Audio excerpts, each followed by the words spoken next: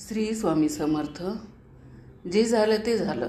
जर आपण काही चुकीचे काम केले असेल तर त्या चिंतेत अडकून न राहता वर्तमानात सुधारणा करून भविष्यावर स्वार व्हायला शिक. सर्व ठीक होईल. जगातील कोणतीही गोष्ट कितीही मौल्यवान असली तरी झोप, शांती, आनंद आणि त्याहून अधिक मौल्यवान काहीही नाही. जे देवाने तुम्हाला दिले आहे चांगला काळ त्यांचाच असतो जो तुमचाही वाईट विचार करत नाही. आणि अशा व्यक्तींना संपूर्ण ब्रह्मांड देखील मदत करते. अनुभव सांगते की तुम्ही आनंदी आहात की नाही याने लोकांना काहीच फरक पडत नाही. तुम्ही त्यांना आनंदी करता की नाही हे महत्त्वाचे असते. फक्त दिखावा करण्यासाठी चांगले होऊ नका. देव तुम्हाला बाहेरून नाही तर आतून ओळखतो. जर तुम्ही खूप वाईट काळातून जात असाल तर पुढे जात राहा, थांबू नका. एक दिवस वाईट वेळ नक्कीच जाईल. एकदा राधाने श्रीकृष्णाला विचारले, माधवा, प्रेमाचा खरा अर्थ काय? श्रीकृष्ण हसले आणि म्हणाले, राधे, जिथे अर्थ आहे तिथे प्रेम नाही. कोणाच्या वाईट वेळी हसण्याची चूक करू नका. ही वेळ आहे. चेहरा नक्कीच आठवतो. तुझ्यात असलेल्या या अदम्य साहसाला घाबरून रडू नकोस. संयम गमवू नकोस. जगात प्रकाश पुन्हा येईल. फक्त वेळच तर आहे, ती निघून जाईल. दुःखाचे अश्रू पुसून टाक. स्वतःला बीज समजून मातीत जाऊ नकोस. जो तुझ्यासोबत नाही त्याच्या आठवणीत वाहून जाऊ नकोस. आनंदाचे क्षण पुन्हा येतील. फक्त वेळच तर आहे, ती निघून जाईल. एकदा एक माणूस खूप दुःखी होता. काही काळ त्याच्या आयुष्यात अनेक संकटे आली. मी माझ्या आयुष्यासाठी, माझ्या पत्नी आणि मुलांसाठी काही करू शकत नाही. यासोबतच मी माझ्या आयुष्यात माझ्यासाठी काहीही केले नाही असे त्यांना नेहमी वाटायचे. मी हे आयुष्य का जगतोय? कधी कधी असे दिसते की जीवन आणि हे सर्व त्रास एकत्र आहे. माझं जीवन संपव. हा माणूस नेहमी असाच विचार करत असे. एके दिवशी तो जवळच असलेल्या एका मोठ्या तपस्वीकडे जातो. घनदाट जंगलात बसलेल्या तपस्वीला तो आपली सर्व हकीकत सांगतो आणि म्हणतो, तपस्वी, जी तुम्ही स्वतः तप केले आहे, तुम्ही दया करा. तुमच्या तपश्चर्येने तुम्हाला या वास्तविक जीवनाच्या प्रत्येक भागातून ओळखले जाते.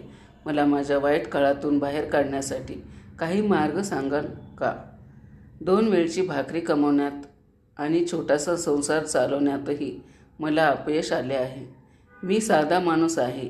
या वाईट काळातून बाहेर पडण्यासाठी मला काहीही करावे लागले तरी चालेल.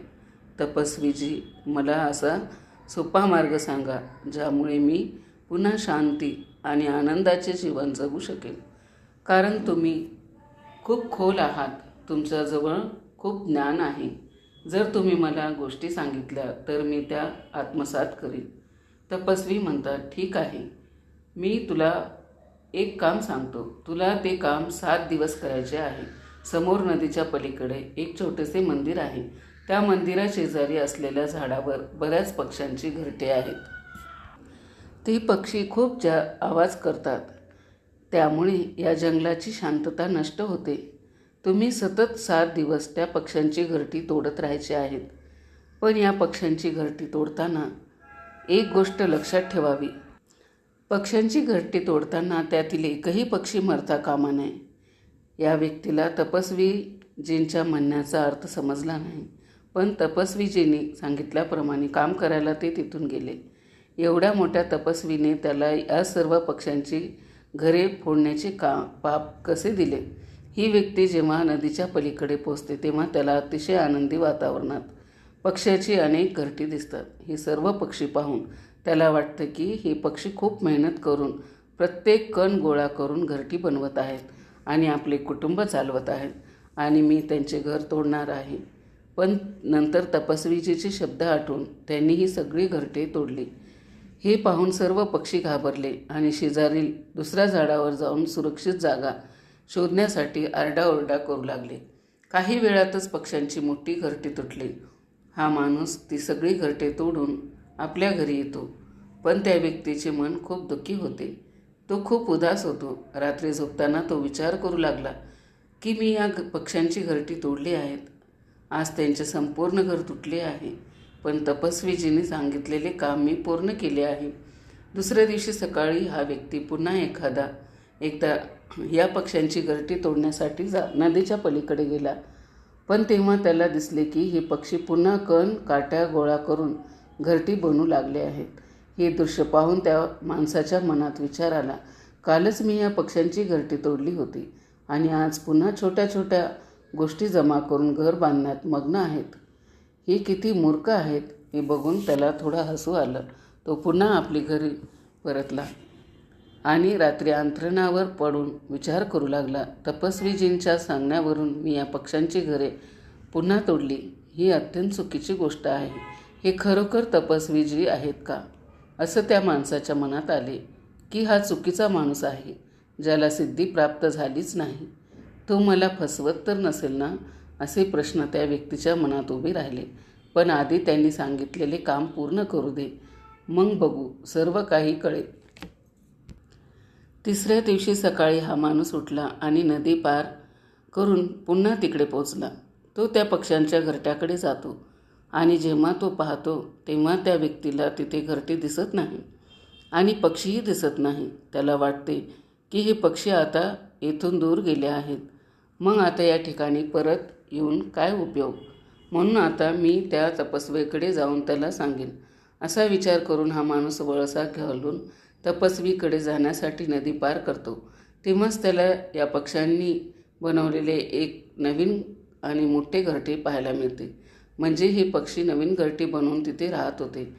हे पाहून या व्यक्तीला वाटले की कदाचित तपस्वीजींना माहीत असावे की हे पक्षी आपले घरटे बदलतात आणि नवीन घरटे बनवून दुसऱ्या ठिकाणी राहू लागतात.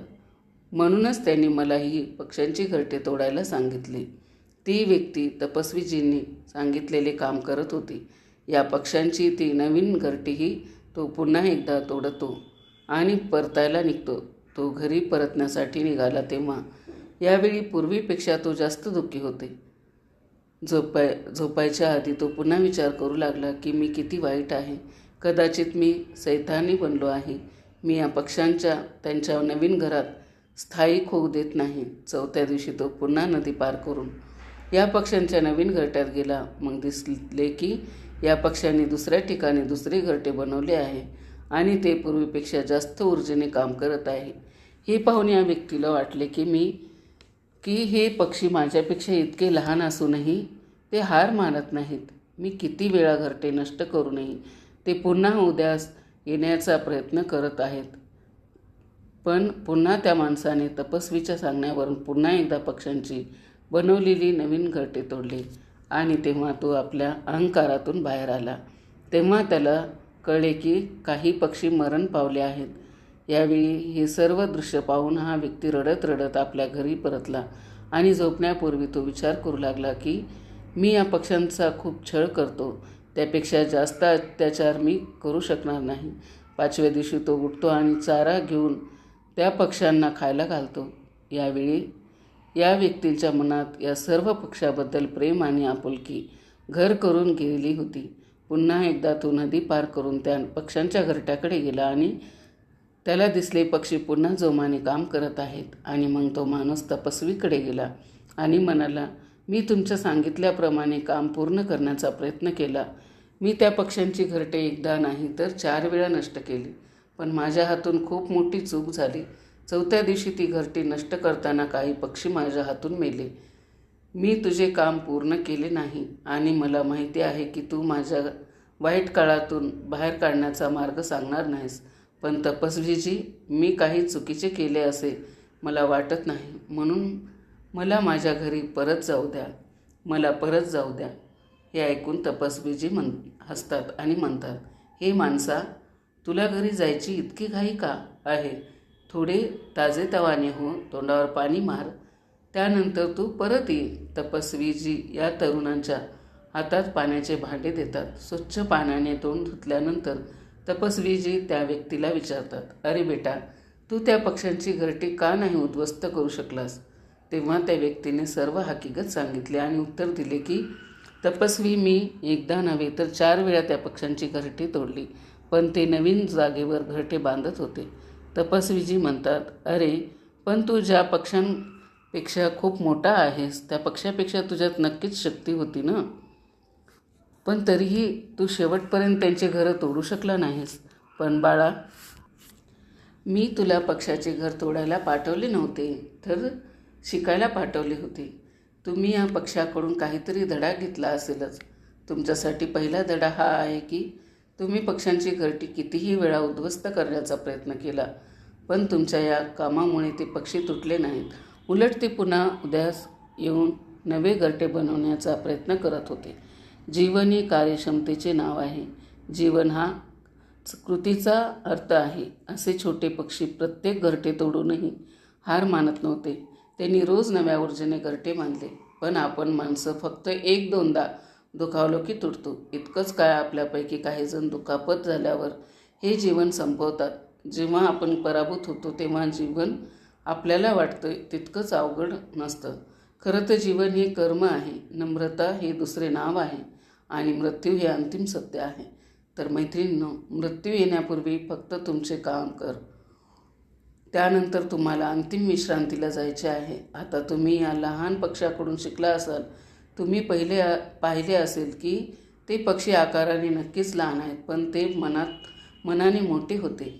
तो राक्षस होता, पण त्या पक्ष्यांचे मन तुमच्यापेक्षा मोठे होते. फक्त प्रयत्न आपल्या हातात आहेत आणि आयुष्यात प्रत्येक वेळी प्रयत्न केले पाहिजे. मग निसर्गसुद्धा त्यांच्यापुढे नतमस्तक होतो.